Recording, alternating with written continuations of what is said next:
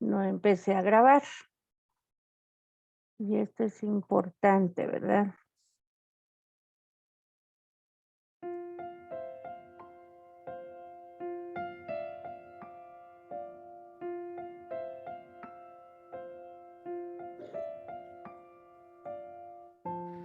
Esta historia comienza cuando era niño. Yo nací pobre. A menudo no teníamos suficiente que comer.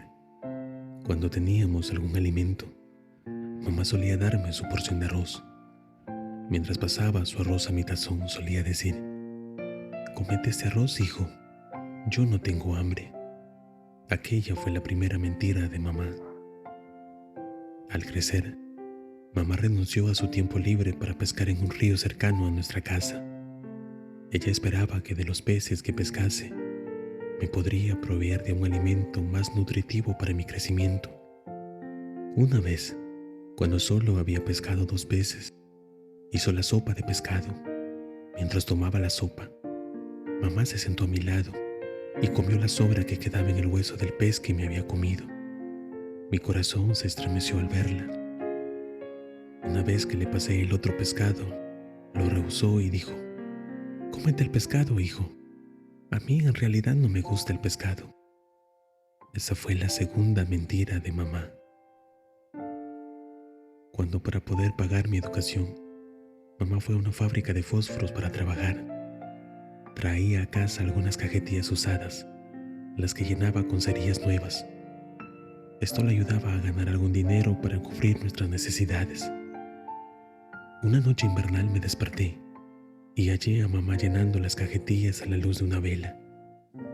Así que le dije: «Mamá, vete a dormir, es muy tarde ya. Puedes seguir trabajando mañana por la mañana».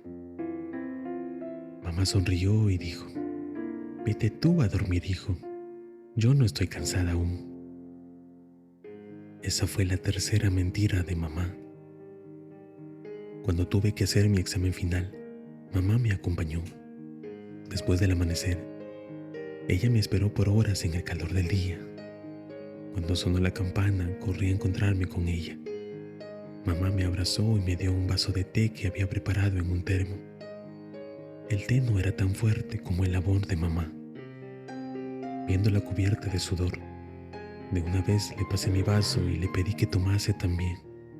Mamá dijo: «Toma tú, hijo, que yo no tengo sed». Esa fue la cuarta mentira de mamá.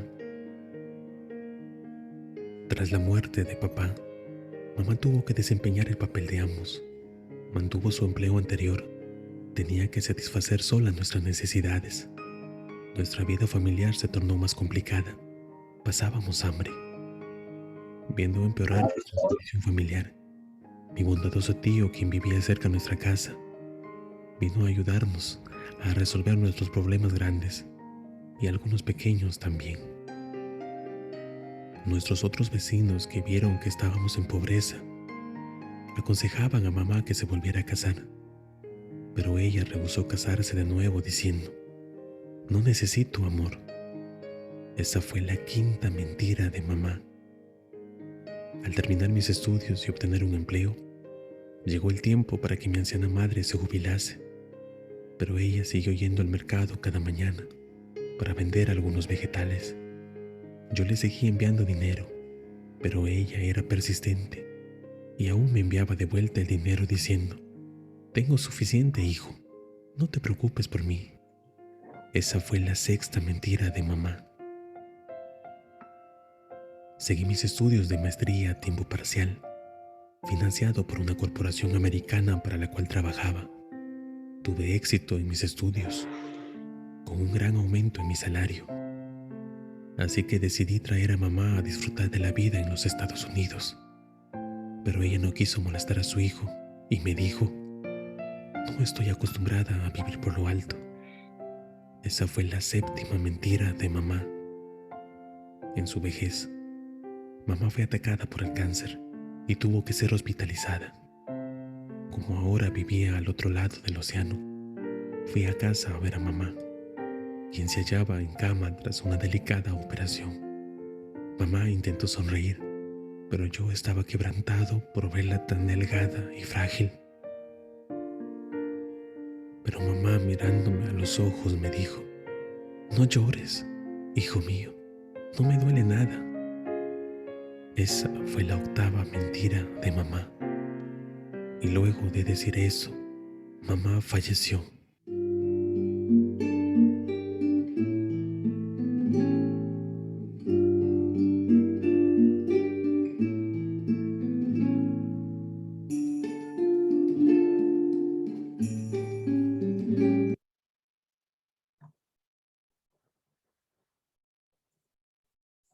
Bueno, esto me dio de reflexión, ¿verdad? Personal.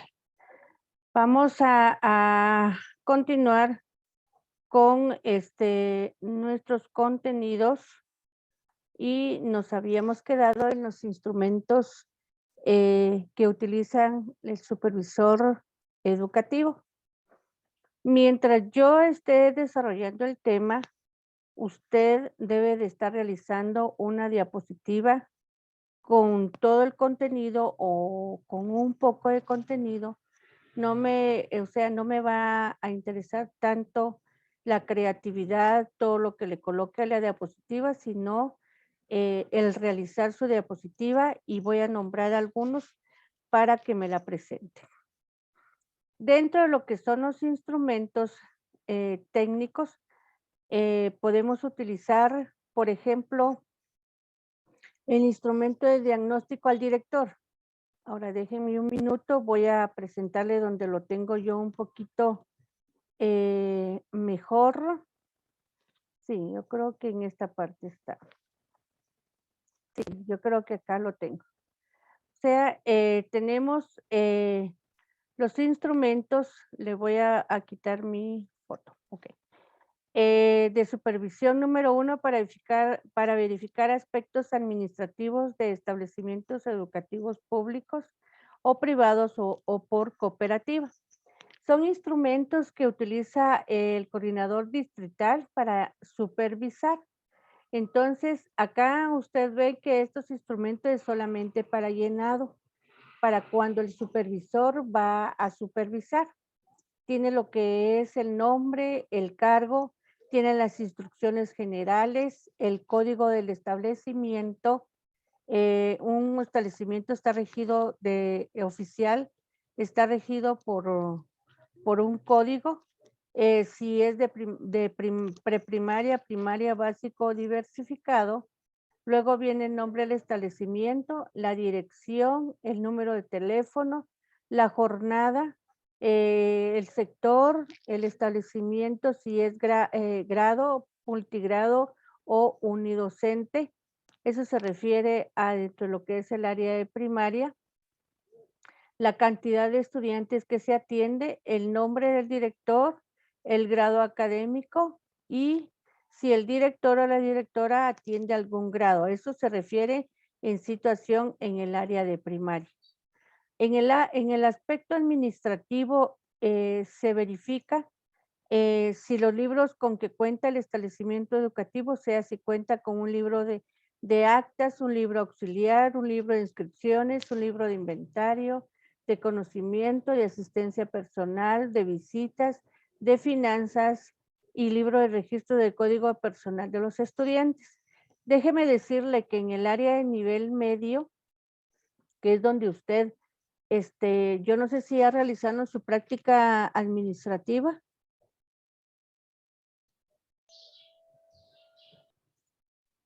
Sí, licenciada, estamos realizando, La están realizando. Bueno, los pero que solo en espiritual. es virtual, no la están realizando en presencial. Bueno, en No, cualquier momento que tuviesen oportunidad de realizarla de forma presencial en una supervisión o en una coordinación distrital, pues llevan estos documentos que en la cual, por ejemplo, en el nivel medio deben de llevar un libro de actas, deben de manejar un libro de actas auxiliar de actas, debe de llevar un libro de inscripciones donde se coloca los nombres de los estudiantes de acuerdo en donde están asignados por secciones y por grados. Si, por ejemplo, en primero básico hay de la sección A a la sección E, que sean 5 secciones, se debe de colocar primero A, sección sección A, primero básico, sección A, primero básico, sección B y los nombres de cada uno de ellos.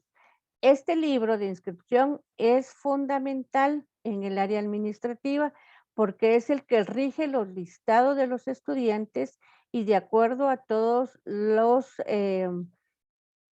lo solicitado por las coordinaciones distritales. Un libro de inventario significa todos los enseres mobiliarios que están a cargo de cada uno del personal administrativo. El personal docente no lleva ningún libro de inventario, a excepto que no trabaje, por ejemplo, en laboratorio o en laboratorio de ciencias naturales, en laboratorio ahora de hogar o de artes industriales. Lógicamente esos cursos ya no están en esas áreas, pero sí están inmersas dentro de otras áreas. Entonces, por ejemplo, en el área de de emprendimiento, se encuentra incluido lo que es artes plásticas, artes industriales, educación para el hogar y contabilidad. Entonces ahí van las 4 subáreas que dentro del mismo se trabajaban a nivel general. Un libro de conocimientos es base fundamental en el área de nivel administrativo medio. De asistencia de personal. Es un libro que se debe de llevar en todos los centros educativos. Ahora, el libro de visitas es opcional.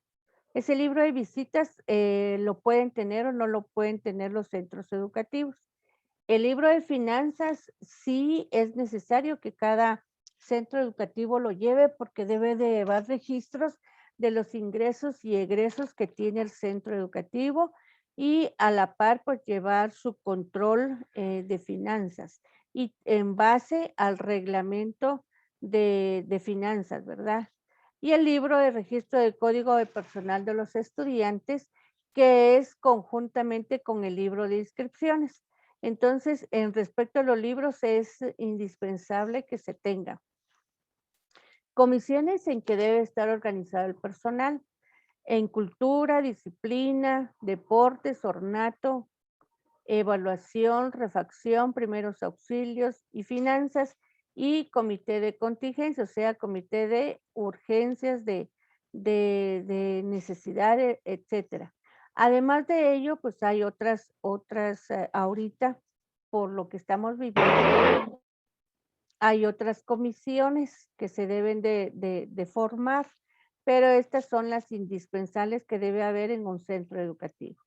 Los archivos que deben de tener los establecimientos son las memorias de labores, la correspondencia enviada, las estadísticas, el plan operativo anual, el código personal de alumnos, el plan de contingencias, planificaciones de los docentes. Muchas veces se dice que los docentes no entregan planificaciones porque dice que nunca son solicitados. Cuando la coordinadora distrital visita un centro educativo, verifica si el docente pues ha entregado su planificación, ¿verdad? Y así sucesivamente cada uno de los archivos que correspondan dentro del centro educativo. La organización de padres de familia, recuérdense que actualmente solo están formados por OPFs, entonces se identifica dentro de esto y algunos aspectos importantes. En la administración de personal, con cuánto personal se elabora, si es 011, si es de la municipalidad, si es reubicado, si es 021, etcétera, ¿verdad? Entonces se especifican todo lo que se refiere a lo que son el área de personal y la preparación académica del director y de los docentes, cuáles son los que predominan en ese entonces y algunas observaciones y sugerencias. A eso se refiere dentro de lo que es el instrumento de supervisión número 2. El 1. El número 2 es la verificación de infraestructura inmobiliario de los establecimientos públicos, privados y por cooperativa. Recuérdense que cuando un establecimiento privado necesita la autorización para poder ejercer sus funciones, se necesita de una inspección y por lo tanto se debe de utilizar estas fichas también. Entonces, aquí están todos los datos que se requiere. Esto yo creo que se lo subí a la plataforma, ¿verdad? Entonces, dentro de esto, aquí están todos los datos que se requiere dentro de lo que es la supervisión de la coordinadora distrital en los centros educativos. Entonces, se debe de llenar con todos los requisitos para poder autorizar. Ahora, para cuando se hace una inspección para la revalidación del establecimiento, se debe también de realizar esta inspección, o sea, llenar este formulario y mandarlo a donde corresponden dentro del mismo. Ahora bien, el instrumento número 3 es para verificación de los recursos financieros de los establecimientos educativos. Este solo se realiza en los establecimientos privados, porque en los establecimientos públicos son, lo financiero es ejecutado por el gobierno, o sea, el Ministerio de Educación, o sea, el gobierno de la República, por lo cual pues solamente se debe de llenar este requisito en los establecimientos públicos, porque acá dice aportes económicos recibidos por la Junta Escolar, Consejo de Padres, Consejo Educativo, Fondo Rotativo, gratuidad, etcétera, subsidio. Entonces, a eso se refiere dentro de lo que es, aunque trabajan algunos pares, por ejemplo, los de cooperativa también, que trabajan en acuerdo con ayuda de padres de familia y de la comunidad misma, ¿verdad? Que significa la municipalidad es parte de, la comunidad es parte de y el Ministerio de Educación es parte de, porque donde el Ministerio de Educación paga a los docentes. Luego viene lo que es el instrumento de supervisión para verificar los recursos didácticos de los establecimientos públicos y privados por cooperativa. Están todos los datos generales dentro de lo que es la institución misma del establecimiento. Ahora, los recursos didácticos, las condiciones de los pizarrones. Esta, esta supervisión debe de realizarse cada año. Es recomendable para verificar cómo se encuentran los centros educativos. Entonces, cómo se encuentra lo que son los pizarrones. Recuérdense que para los establecimientos públicos el Ministerio de Educación brindó cajas de libros de texto y dentro de esto hay una gran cantidad y están divididos dentro de lo que son las áreas y subáreas. Entonces, todos los años hay que reportar toda esta clase de libros. No puede extraviarse ningún libro, sino caso contrario, como está basado en contabilidad, o sea, ingresó como área contable a un centro educativo, pues debe de cancelarse en su efectividad. También las telesecundarias manejan material didáctico, por lo tanto, pues deben de también de ser sujetos a esta inspección.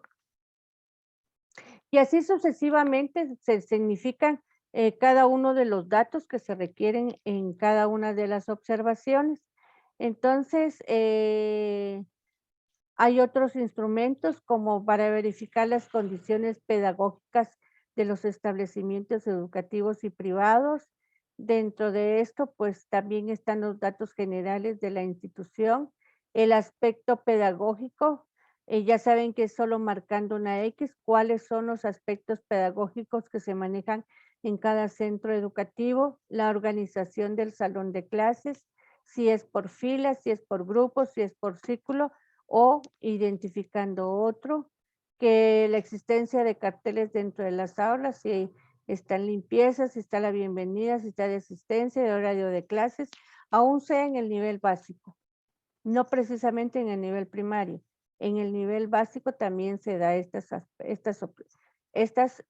sugerencias que se tengan en el aula. La observación del desempeño docente. El coordinador distrital puede observar a un docente, ya sea del sector público, ya sea del sector privado o por cooperativa. Entonces, se llena la forma general dentro del mismo y se llena lo que son los datos de desempeño docente. Entonces, acá hay algunos aspectos muy puntuales e importantes en donde indican si el docente domina el área, ¿verdad? Y aquí va muy bien un video que me gustaría que lo mirara, pero a ver si nos da tiempo. El material didáctico que utiliza, la actitud personal del docente, usa vestuario adecuado aquí. Cuando estábamos en la presencialidad, muchos docentes en su forma de vestir dejan mucho que desear. No significa que tienen que ir a la moda, no significa que tienen que usar tacones y medias las docentes, o sea, las maestras. Significa que debe de ir bien presentable, pero hay maestros que utilizan el pelo largo, hay maestros que utilizan aretes, hay maestros que no su presentación deja mucho que desear. Entonces, recuérdense que los maestros, o sea, los docentes, somos ejemplo de los estudiantes y muchos de ellos dicen, yo quiero ser igual que mi docente. Entonces debemos de cuidar mucho nuestro aspecto personal, a eso se refiere.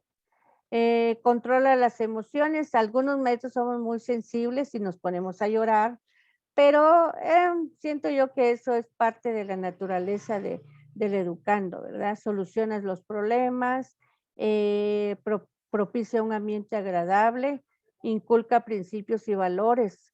¿Cómo voy a indicar yo, o sea, si yo llego ebria a mi trabajo, cómo voy a predicar valores dentro de mis estudiantes? Entonces hay varios aspectos ahí que se califican dentro de lo que es el desempeño docente, ¿verdad?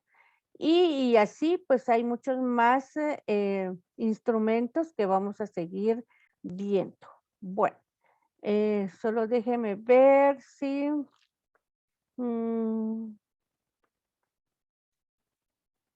quiero verificar aquí, solo permítame, aparte de los instrumentos que son los que le acabo de mostrar.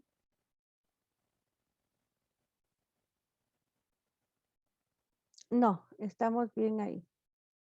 No, ok. No sé si hay dudas o preguntas. La diversidad de instrumentos son muchos. Hay muchos instrumentos que en la cual se agencia al coordinador distrital para poder realizar su actividad de supervisión, que él o ella los debe de llenar para llevar un control de cada uno de los aspectos. Es mucho el trabajo que realizan los coordinadores distritales en su efecto. Se dice que más o menos entre 15 y 50 establecimientos tienen a su cargo cada docente. Entonces, creo que una vez al año, si a lo mucho supervisan cada centro educativo, porque aparte de eso, se les pide muchos requerimientos, mucho papeleo de trabajo de escritorio y por lo tanto a veces les es un poco difícil el poder supervisar, a excepto cuando hay grandes problemas, situaciones difíciles dentro de un centro educativo, pero ya vimos que para ello también se utiliza, vamos a ver otros instrumentos que se puedan utilizar. Si alguien quiere compartir pantalla, yo le voy a autorizar para que pueda compartir su diapositiva.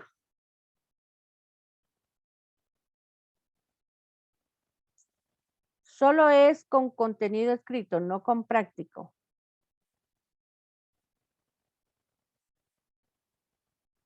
¿Nadie? Sí, licenciada, yo lo realicé, pero en la compu y me hace falta para compartir. Solo puedo leer.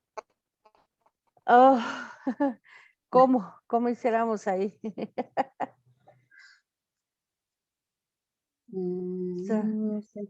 No había intentado como presentar pantalla.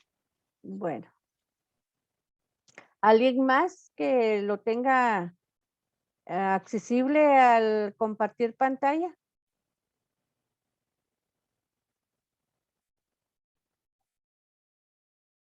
Recuérdese que su asistencia está en la plataforma y también aquí en el chat me lo debe de colocar. Yo puedo compartir mi pantalla, Lick. Hice Claro que una sí. pequeña diapositiva. claro, con mucho gusto. Está libre, ya puede compartir. Ahorita. Ok, pues escuchando lo que usted decía, Lick, esto fue lo que yo estuve creando. Los Ajá, instrumentos de supervisión que usted nos presenta, pues se requiere información del establecimiento, eh, verifica los libros que tenga el establecimiento y que el libro de inscripción es muy importante, lo mencionó usted, eh, que los instrumentos se deben de llenar de manera completa, los formularios sirven para revalidación de institutos privados. En los formularios también piden libros, que hay que verificar que estén los libros en los institutos. Esta parte me llamó la atención que hay aspectos pedagógicos que son evaluados y el formulario evalúa al docente. Pienso sí, que ese es un bonito camino para mejorar la calidad educativa. sí, Esta fue la pequeña gracias. diapositiva. Gracias, Eric. Muy amable, tomar en cuenta tu participación. Ya, déjame ver mi lapicero acá. Ok. Sí, esto yo tomo en cuenta la participación de cada uno de ustedes y pues son puntos extras, no se preocupen. Ok. Sí, cuando yo, a mí, miren, realmente le digo, ahorita vamos a ver cuál es, este es. Este, dentro de lo que es la supervisión de un docente, la evaluación de un docente, fíjese que me gustó mucho ¿cómo se llama? El instrumento de supervisión, ¿ya? Porque es de desempeño docente. Y realmente creo que los docentes no conocemos este instrumento, porque imagínense, acá dentro de lo que es, pues aquí son los datos. Acá dentro del contenido muestra el dominio de enseñanza del área. Y a veces los docentes no manejamos el área, ya, no manejamos el área. Ya la cantidad y calidad de los contenidos sí es adecuado. El uso de terminología adecuada.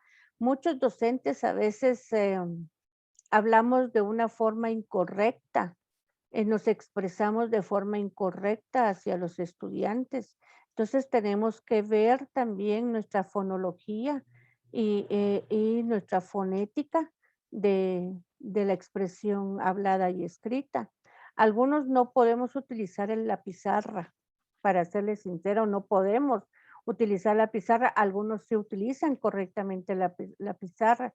Distribuir adecuadamente el tiempo para ello se requiere de un plan diario, ¿verdad?